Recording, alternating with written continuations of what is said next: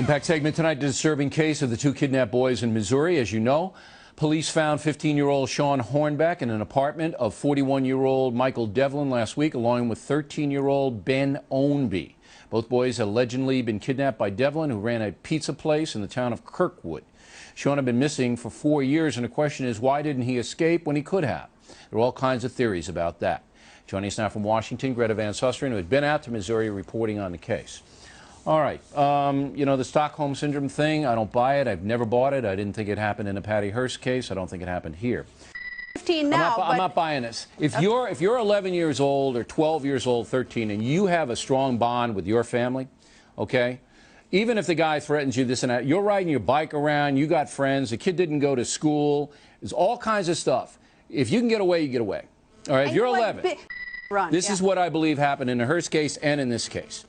The situation that Hearst found herself in was exciting. She had a boring life. She was a child of privilege. All of a sudden, she's in with a bunch of charismatic thugs, and she enjoyed it. The situation here for this kid looks to me to be a lot more fun than what he had under his old parents. He didn't have to go to school. He could run around, do whatever he wanted. Kids like school. What? Some kids like school. Well, I don't believe this kid did.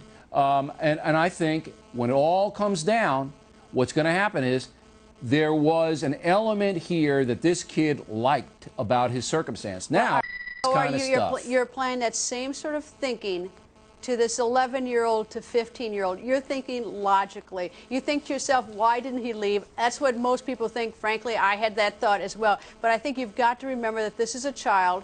He doesn't have, you know, for whatever reason, he may have, you know, wanted to be with his kidnapper. Maybe his kidnapper turned out to be, quote, a nice guy or whatever. But this is a kid, Bill, and I think we've got to wait till we get all the facts. All right. It may turn out, you may turn out to be right. I usually do. Know. I usually, that usually is what happens. Especially when you're the jury. If I'm wrong, Greta, we'll play this tape and you'll get your points. At this point, I simply don't know, but I'll wait for the facts. All right. Greta will have more on the record, 10 Eastern. Thanks, Greta, as always. In a moment, the kidnapping of those two boys should be front-page news in your house if you have kids.